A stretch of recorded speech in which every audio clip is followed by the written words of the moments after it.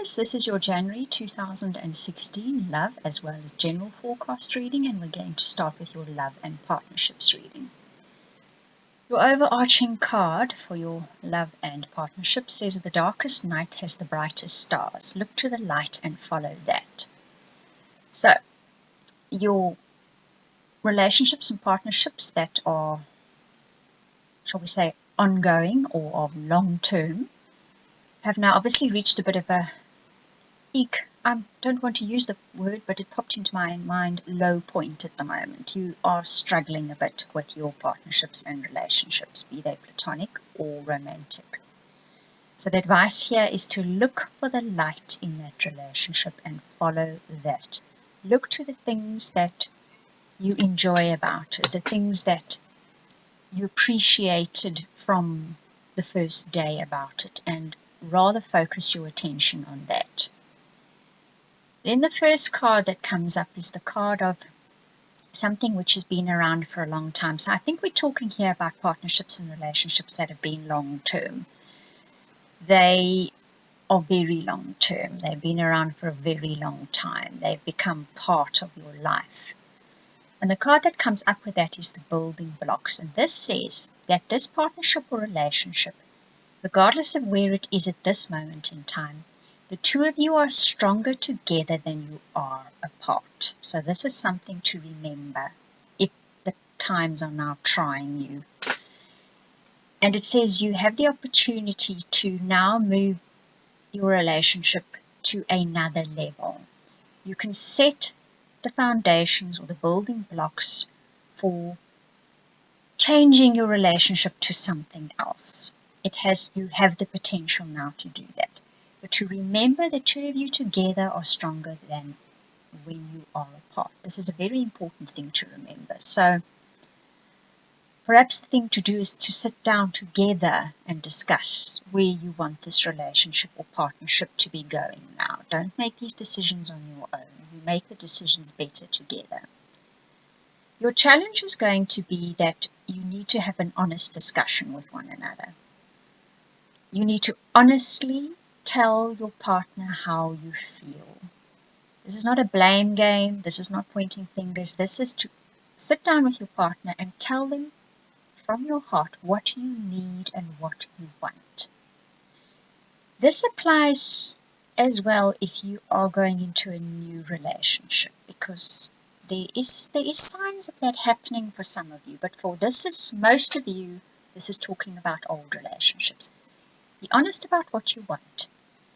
You might have to sit down with yourself first and have this discussion. What is it that you genuinely want? What is your partner stopping you from getting, preventing you from getting?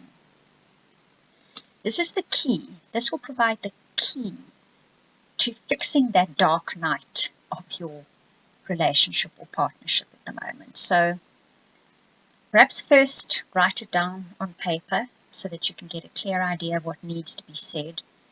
Then ask your partner to listen, and then listen to your partner as well. This needs to be an open discussion. Then the final cards that come in are great. You will suddenly get that communication in. Look at the rainbow in there, so it's telling you this communication is good communication. It might be that this opens the channels of communication and you can have a genuinely constructive discussion with one another. Because the card that comes with that is the Treasure Island card. So you guys are going to discover treasure in your relationships. As much as one thinks you know your partner back to front and upside down, there are things in them that you do not know, because they have also changed with time. They might also have revelations. So there is still treasure in the relationship for the two of you to discover. And this month, if you make the time and the effort to have a genuinely open-hearted discussion with what you need and what you want, you will discover this treasure in your relationships.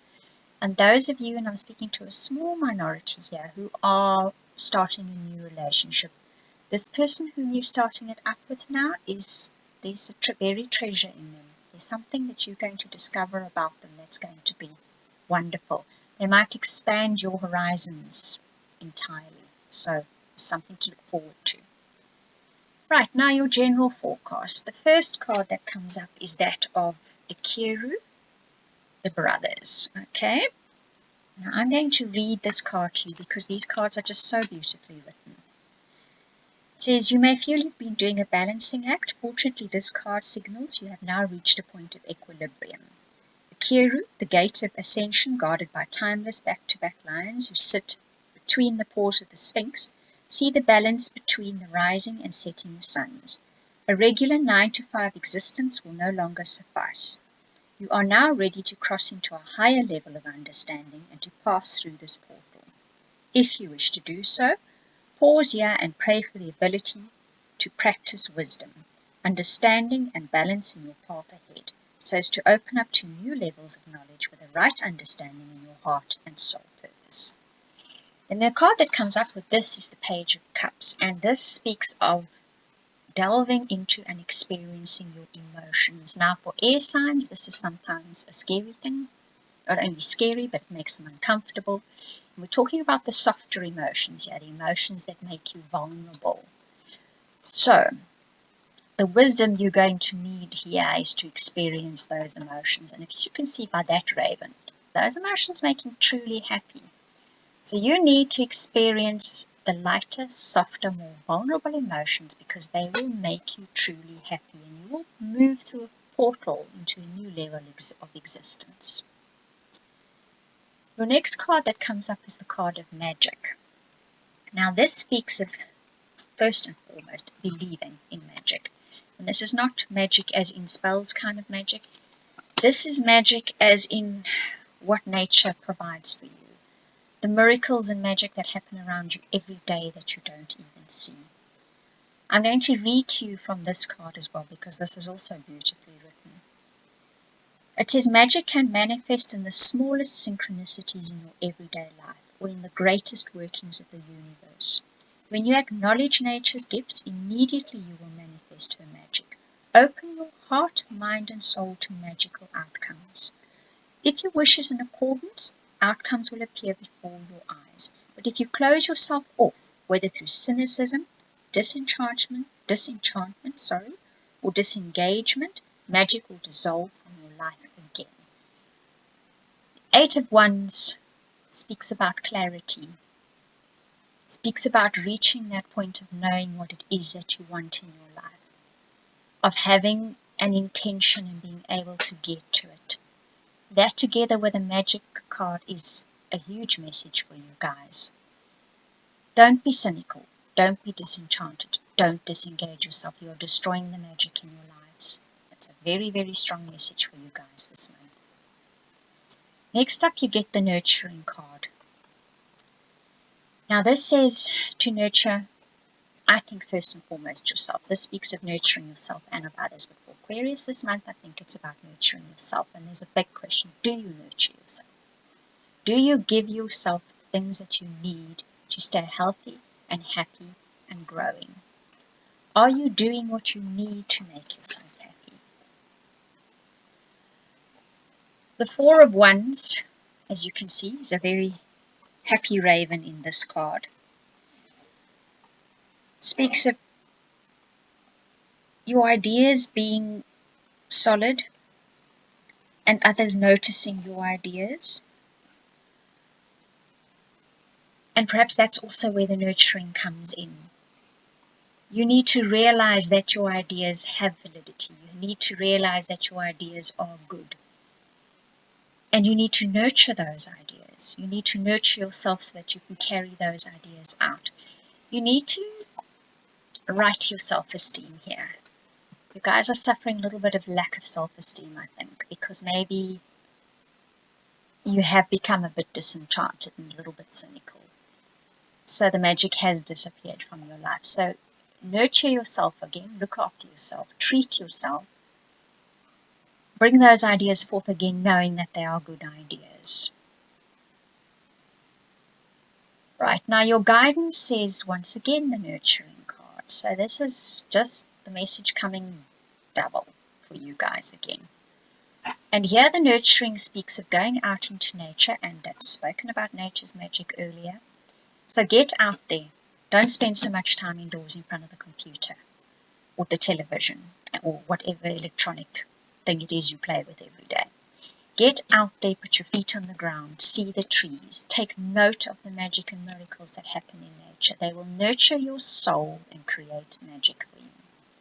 The next guidance is that of ebb and flow, and once again we're speaking about your emotions here. Don't ignore what you feel. Don't squash it.